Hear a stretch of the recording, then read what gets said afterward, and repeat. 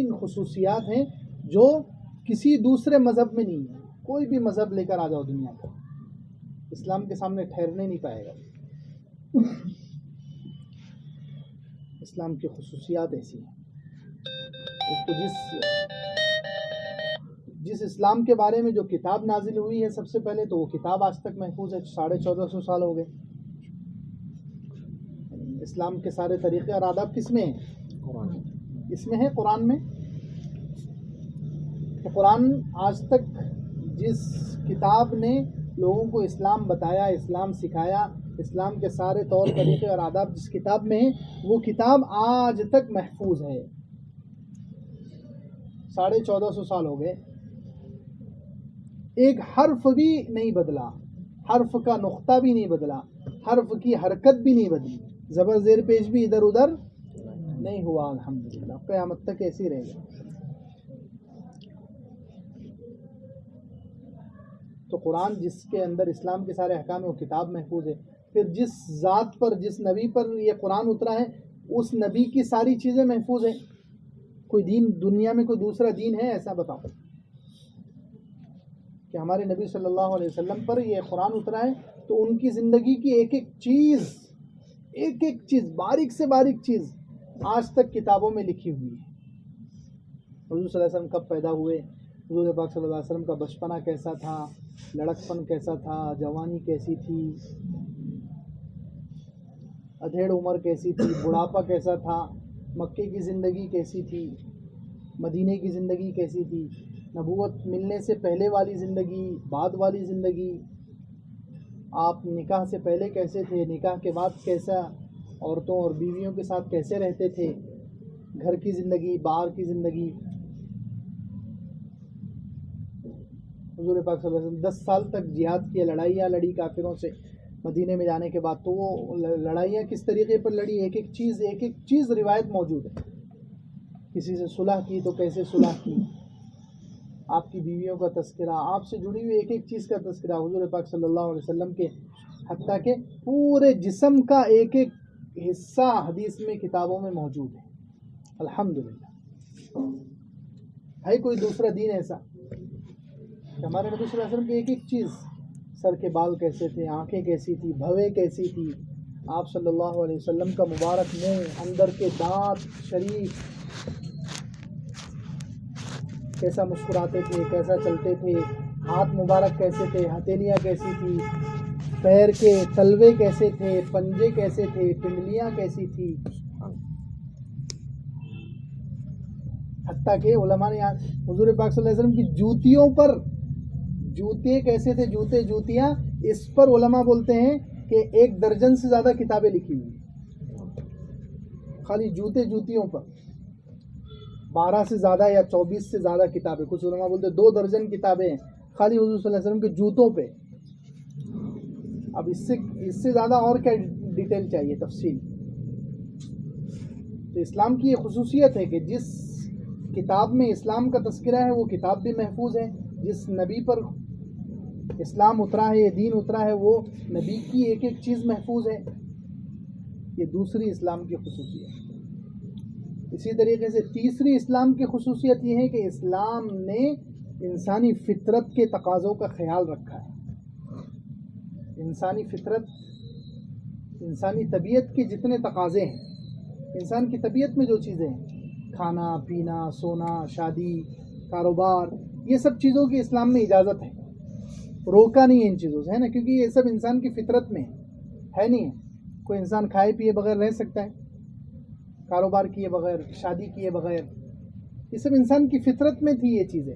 تو اللہ اسلام نے جو ہے یہ ساری فطرت کی چیزوں کو باقی رکھا. فطرت کی جو تقاضے تھے اس کو پورا کرنے کے طریقے بتائے، اس کو دبایا نہیں ہے. دوسرے مذہبوں میں ایسا نہیں ہے،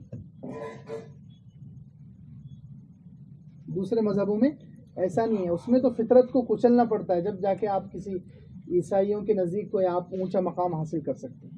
کوئی ان کے بڑے پادری پوپ بننا ہے تو اس کے لیے آپ کو بہت سارے پاپڑ بیلنے پڑیں گے. فطرت کی جو تقاضے ہیں، انسان کی فطرت میں جو چیزیں ہیں وہ سب کچلنی پڑے گی آپ کو.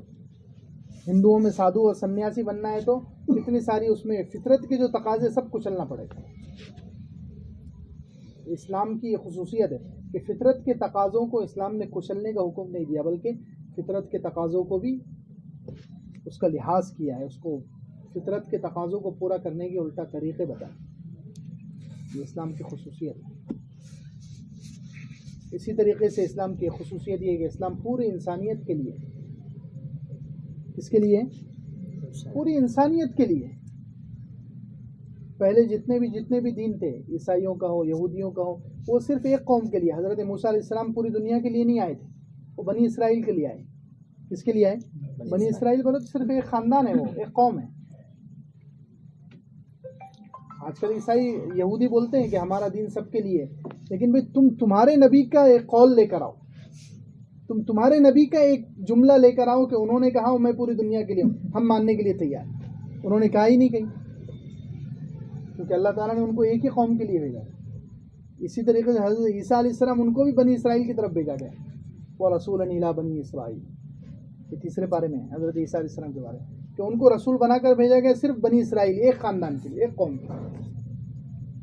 اب عیسائی بھی دعویٰ کر رہے کہ قیامت تک ہمارے عیسائی مذہب قیامت تک رہنے والا ہے، ہماری انجیل قیامت تک رہنے والی ہے. ارے بھائی رہنے والی ہے تو دلیل تو لاؤ. تمہارے نبی نے کوئی ایک جملہ کہا ہو کہ میں قیامت تک کے نبی ہوں یا میری کتاب قیامت تک، ایسا جملہ ان کے نبی سے ثابت نہیں ہے.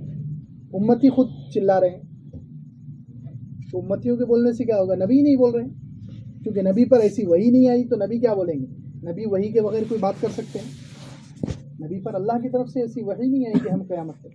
لیکن ہمارے نبی صلی اللہ علیہ وسلم قیامت تک ساری قوموں کے لیے. قرآن میں ہے قل یا ایھا الناس انی رسول اللہ الیکم جمیعا، اے لوگو، اے عربوں نہیں، اے لوگو، یا ایھا الناس انی رسول اللہ الیکم جمیعا، میں تم سب کی طرف رسول بنا کر بھیجا گیا. یہ 90 پارے کیا. وما ارسلناک الا کافۃ للناس، ہم نے آپ کو بھیجا ہے سارے ہی لوگوں کے لیے، کافۃ للناس بشیرا ونذیرا. تو خیر اسلام کی ایک خصوصیت یہ ہے کہ سب کے لیے ہے، کسی علاقے کے لیے خاص نہیں، کسی قوم کے لیے خاص نہیں، پوری دنیا کے لیے.